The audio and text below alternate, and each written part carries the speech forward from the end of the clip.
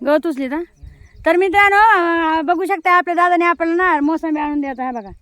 मोसंबी बघा आहे का, शेतकऱ्याचा नाद नाही करायचा काय आहे की नाही मग बघा. आणि हा ना आमच्या गावाकडे आहे ना म्हणजे असं खरं शेतकरी खूप चांगले आहेत भावना बहिण, लय चांगले म्हणायचे. तर तुम्ही कोणाच्या रानामध्ये जर गेला तर घेतलाय पण ना मोसंबी तर ते काही बोलणार नाही. तर खरी गोष्ट सांगायला खूप छान स्वभाव आहे. आता हे दिला ती एवढ्या बा हे मुंबईला पाठवायच्यात मंगेशजीला.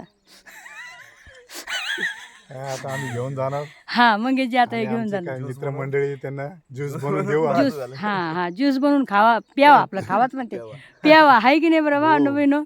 तरी पण टाका लाईक शेअर कमेंट पण करायला विसरू जाऊ नका. आणि चला मला तुम्हाला दाखवते आज मंगेशजी कधी येत नाहीत माझ्या व्हिडिओमध्ये. ते फर्स्ट वेळच आहे की ते आलेत. जबरदस्ती घेतलंय मी त्यांना तुमच्यामुळं. पण जबरदस्ती आलोय तुमच्यामुळं आम्हाला लाईक शेअर कमेंट भेटते ना. अशा काही गोष्टी असतात भावना बहिण. नवीन आमचे रोजचे चेहरे बघून बघून तुम्ही बोर झालात की मग नवीन चेहरा दिसला की मग सबस्क्राईब करतात ते आम्हाला. होय अशा काही गोष्टी असतात. तर मग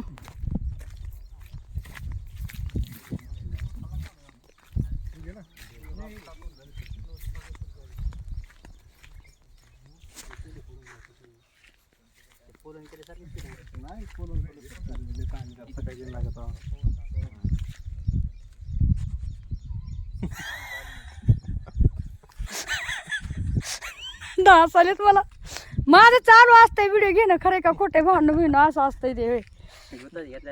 गुत्तच घेतलेला आहे मग काय करायचं होय.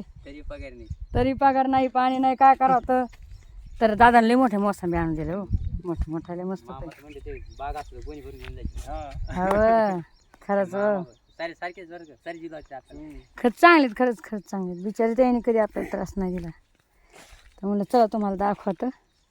आता चलते. तुम्हाला चांगले म्हणले होते डबा यायला म्हणले होते जेवण घेऊन या. इथं खाल्लं नसतं. हा हे ऐकतच नाही तर दादा. बाई मी डब्यात घेणार होते. हो मग